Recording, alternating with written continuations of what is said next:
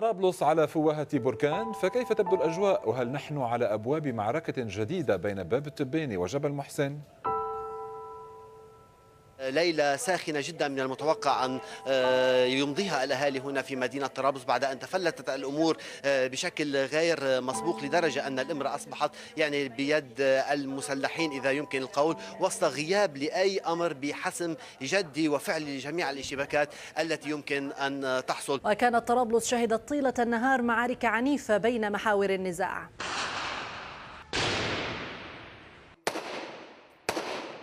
الجيش اللبناني الذي كثف من تحركاته نفذ انتشارا على أطراف محاور القتال، وأقام حواجز ثابتة ومؤللة قامت بتفتيش المارة، كما قامت آلية عسكرية بمحاولة للدخول إلى شارع سوريا الفاصل بين التبيني وجبل محسن، فتعرضت لإطلاق نار، ما دفع الجيش إلى الرد على مصادر النيران. أعمال القنص تكثفت، ما أوقع عددا من القتلى والجرحى. وبين جولة قتال وأخرى استراحة قصيرة مكنت بعض العائلات من مغادرة منازلها إلى أمكنة أكثر أمانا، ومن لم يتمكن من الخروج بقي محاصرا تحت وابل الرصاص.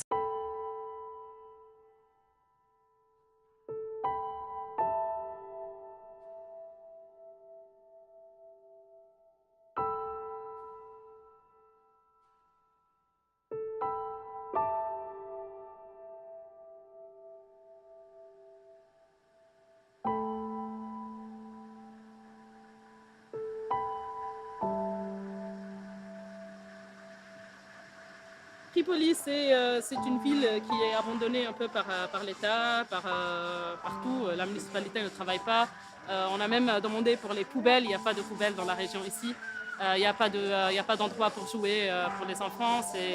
C'est vraiment comme si ce n'était pas une partie du Liban. On ne travaille pas pour ça.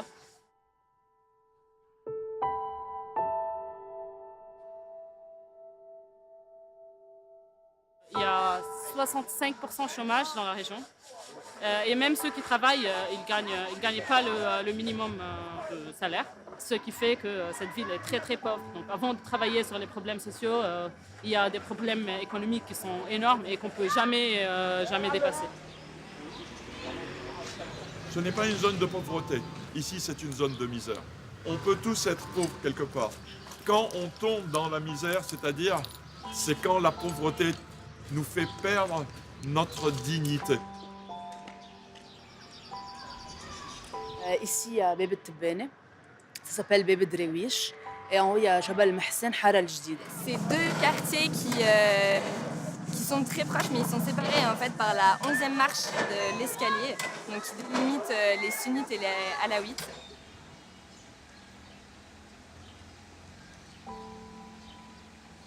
منطقة منكوبة، فقر فيها، تعتير فيها، عطال للشباب فيها. Les boulots ici, c'est où tu fais de la peinture, où tu fais de la soudure, où tu travailles avec le fer, le bois. La plupart des enfants partent à l'école et tout, mais genre, le niveau de l'éducation, c'est pas assez formateur et tout. Donc, c'est une situation qui est stagnée. Genre, ça monte pas, ça descend pas. Parfois, il y a la guerre, mais tous les gens sont chez eux. Ils sont un peu coincés, mais genre, ils essayent de vivre. Bon, il y avait la guerre pendant trop de temps. Il y avait les gens qui ont vécu la guerre civile au Liban, mais ici, c'était toujours le cas, ça n'a pas stoppé. C'était des problèmes politiques qui ont été transformés en des problèmes religieux. Et donc les gens ont commencé à détester les uns les autres. Et les gens de la partie tébénée, qui sont des sunnites, ne parlaient pas avec les gens qui sont alaouites de Jabal Mahsen et vice-versa. Ces deux quartiers, Bab Tebéné et Jabal Mahsen, ils sont collés. Il y a la colline qui est Jabal Mahsen et ensuite il y a Bab Tebéné en dessous. Donc il n'y a vraiment rien qui sépare les deux quartiers. Il y a même des maisons qui sont au milieu des frontières de guerre entre les deux régions. Il y a des maisons, par exemple, cette maison-là, elle est habitée à moitié par les sunnites et à moitié par les alaouites. Donc c'est moitié-moitié Ben et Jabal Mahsen. Et donc tout ce qui est là, sur cette ligne-là, il n'y avait personne pendant la guerre, il n'y avait personne qui était dans les maisons, tout le monde essayait de s'éloigner. كانت هون الحارة اللي نحن فيها كانت عدم شرعي، يعني الواحد بخاف بالليل يمشي فيها، بحس حاله بمدينة أشباح. بس كانت تعلق بين تحت وبين فوق، قول يا ريت مين يكون له جوانح يطير ويروح بعيد تيسلم هو وعائلته. يعني عن جد كنا نخاف نفوت على بيوتنا بس تعتم الدنيا ما عاد نسترجي نطلع لبرا لانه كانت بتفزع.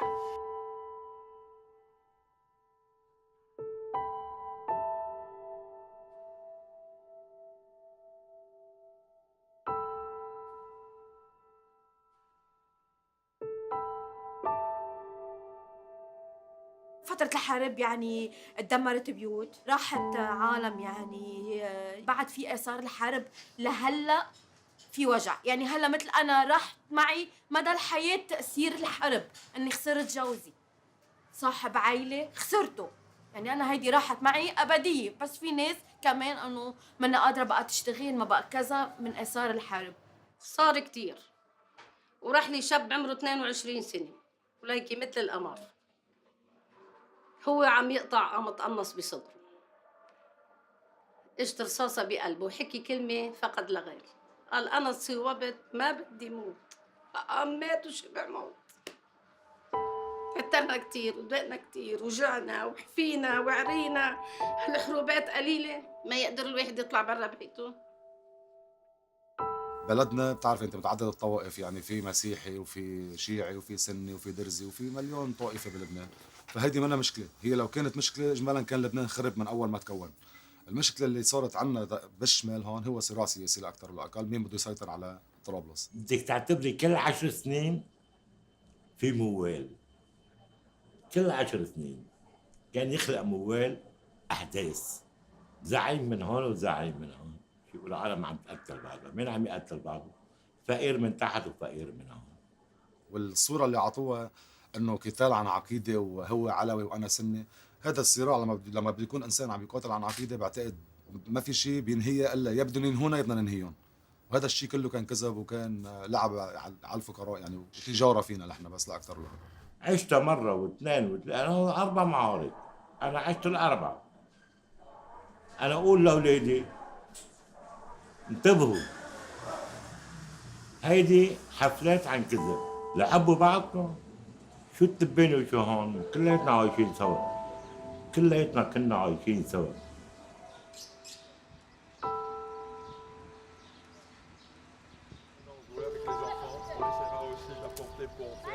La première fois où on est arrivé ici, c'était en 2002.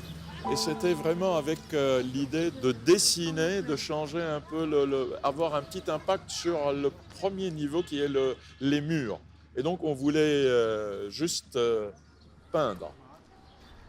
Et petit à petit, on a vu que le fardeau de la misère s'imposait, donc on a fait un peu plus. La municipalité s'est intéressée et c'est là où on voit qu'il suffit juste d'un petit coup et on fait tourner une machine. On a pu mettre en place une petite équipe et cette équipe s'est transformée très vite en 2003, 2004, 2005 jusqu'en 2006. 2007, il y a eu de nouveau des combats malheureusement qui ont duré 7 ans. Durant les 7 ans aussi on est intervenu et même en plein conflit on a eu à intervenir. On prenait les enfants dans des colonies de vacances des deux côtés. Ils ont été ensemble, dans la même colonie, ils mangeaient sur la même table, ils dormaient dans la même chambre et ils sont devenus amis. Et maintenant, grâce à cet endroit qu'on est en train de faire, ils ont un endroit pour jouer les deux ensemble.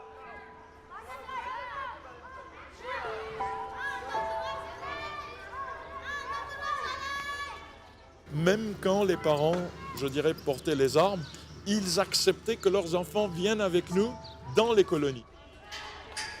On a gagné la confiance des parents et en gagnant la confiance des parents, aujourd'hui on est arrivé à intervenir après l'arrêt des combats. On a cru que c'était impossible, mais on a réussi à le faire et on le fait jusqu'à maintenant. Et après, on a décidé de faire un endroit commun pour les enfants de ces deux quartiers parce qu'on sait que les parents, c'est dur de réparer ça. C'est dur de leur faire oublier comment des membres de leur famille ont été tués par l'autre partie. Et donc on a décidé de commencer avec les enfants.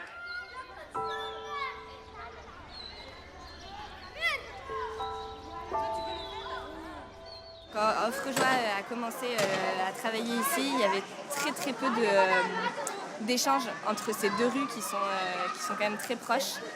Et le but d'Offre-Joie, c'était de rétablir un dialogue et de montrer qu'on pouvait tous travailler ensemble et habiter tous ensemble dans un même quartier. Et pour ça, il fallait rendre ce quartier beau et agréable à vivre. Tous ces immeubles que vous voyez sont délaissés depuis plus de 2 décennies ou 3 décennies. Parce que la guerre a touché ici la région en 1985. Ce n'est pas uniquement la première fois. Et ces conflits se sont amassés en laissant des immeubles délabrés. Donc il y avait plusieurs problèmes sur lesquels on a travaillé.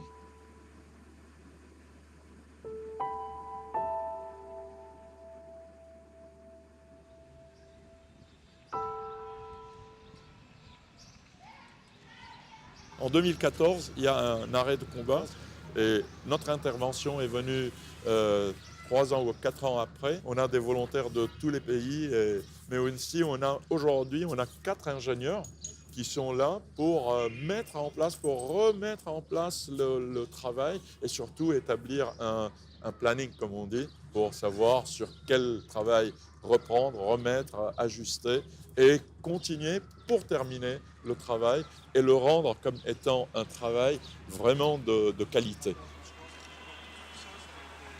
On a pris 21 immeubles, c'est une zone bien établie et qui se transforme en, je dirais, un signe d'espoir, un signe d'espérance qu'on peut changer.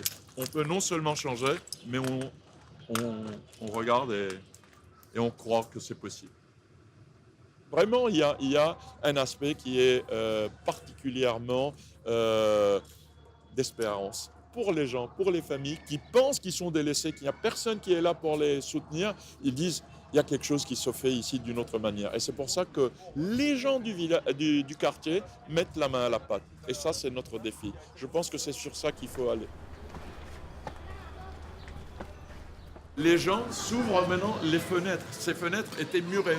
Ils sont murés ici parce qu'il n'y a personne qui y vit.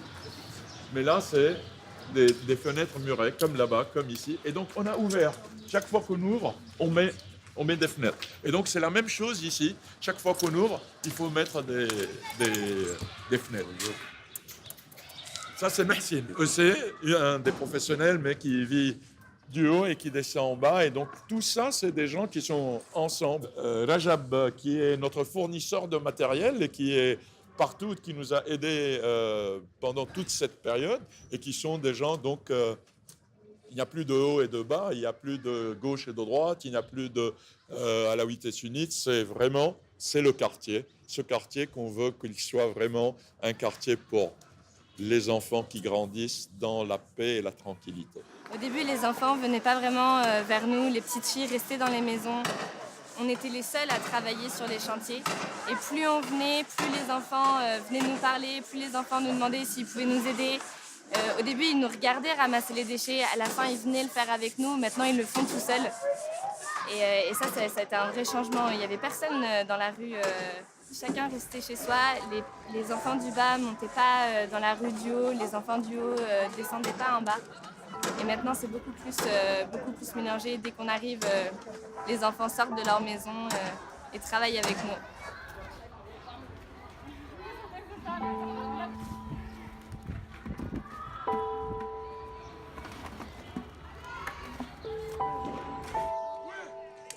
أنا كان عندي الوضع البيت هون كتير سيء نتيجة إنه الأحداث اللي صارت جبل وتباني وهيك انضرب بالمعارك ما عاد قدرت صلحته ما عاد قدرت تابعت فيه. قعدت مثل ما كان البيت هو وكان عندي هذا الحيط هون مطمور بالرمل تقريبا لهون هيك والسقف كان كتير سيء ينش مي. ففي بعض الشباب صاروا يجوا لعندي من صاحباتي يعني هيك قولوا لي انه ليش ما بتروح عند ملحم وكذا وقصدته اجى كانت العاصفه نورما مبلشه فكان واقف هون بهالزاويه هيدي وهو واقف المي عم تنزل من تحت اجريه ومن السقف عم تنقل فتفاجئ بهذا الشيء وقال لي انه هذا الوضع ما بينسكت عنه نحن رغم انه ما بنعمل بيوت بس انت وضعك كثير سيء ولازم نساعدك. Tous les gens du quartier, mais même des gens du haut, sont descendus et sont venus prêter main forte pour terminer. Il était 21h, il y avait même des ados, alors que d'habitude on ne voit pas beaucoup les ados. Et je pense que c'est pour ça que c'était un chantier si émouvant, c'est que la maison est toute petite, mais on devait être une trentaine à participer aux chaînes. Je pense que travailler ensemble, ça apprend à avoir moins peur de l'autre. Et surtout, on apprend la complémentarité. Parce que un tel sait faire ça, mais on a besoin d'un autre pour faire ça.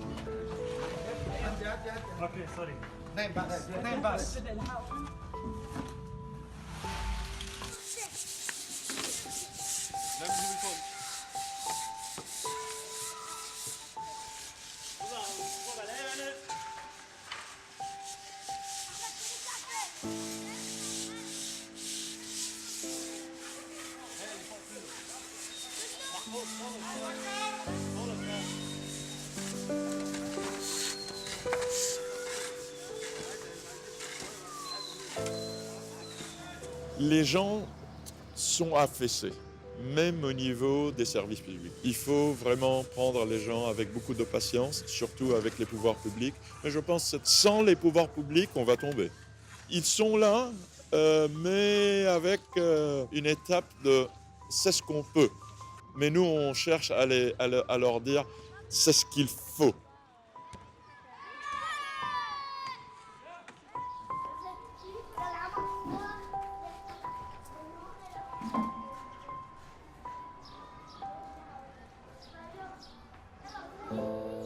Quand je suis venue ici, les enfants jouaient avec les cailloux, avec la boue, avec genre le sable. Ils se jetaient des trucs dessus. Ils avaient des couteaux tout le temps, des pistolets. Alors maintenant, ils jouent au foot. Ils jouent parfois aux cartes. En fait, ils jouent entre eux, pas contre eux. Pas de mots pour décrire comment ça a changé. Je suis sûre que ces enfants-là vont être plus heureux que leurs parents.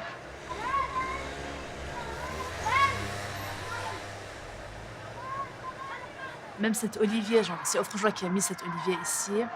Et on se demandait si on va planter des arbres et tout, on ne sait pas s'ils vont être cassés. Mais en fait, l'olivier est toujours là. Ça donne de l'espoir. Ça donne de l'espoir.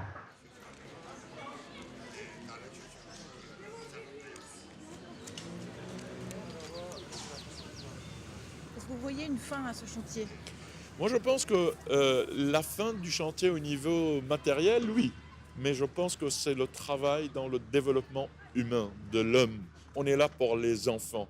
On pense que notre travail, c'est pour les générations à venir. Nous, on ne croit pas qu'en assainissant juste les immeubles, qu'on va changer les choses. Pas du tout. Il faut donner de l'espoir aux gens. Donner de l'espoir, c'est regarder leurs enfants et leur dire que c'est possible de ne plus rester dans un cadre comme celui-ci. Il faut leur donner les possibilités, d'être formés, de percer les horizons, de leur donner une envie à ce que les choses puissent changer. لا أنا ما بدي ربي حقد لأنه عندي أولاد بدهم يربوا ما بدي ربي الحقد بأولادي إنه في كراهية تحت وفوق خلقنا سوا وربينا سوا وعشنا سوا وحبينا بعضنا كتير وليش هيك كان يصير وليش هيك صار ما حدا بيعرف غير الله ما في حقد تجاهن إلنا ولا في حقد تجاهنا إلنا لا جيراننا اللي كان سبب هالشباب تروح من تحت ومن عنا الله هو بيعرف والله هو اللي بيجازي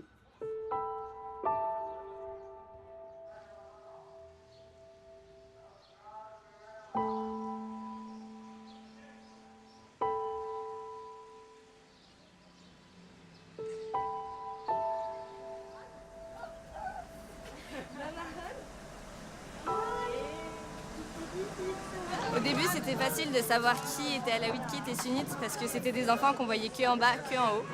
Maintenant, je ne sais plus qui est qui, parce qu'on les voit aussi bien en bas et aussi bien en haut.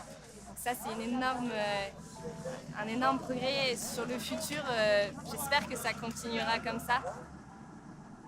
Surtout que les enfants maintenant, ils vont grandir dans une autre mentalité que les parents. Ils vont grandir à aimer l'enfant qui est de l'autre quartier sans vraiment demander c'est quoi tu viens d'où ou c'est quoi ta religion. Donc je pense que la solution c'est les enfants, mais ça prend du temps. Il y a eu des progrès énormes et une évolution incroyable, un accueil extraordinaire, beaucoup de joie.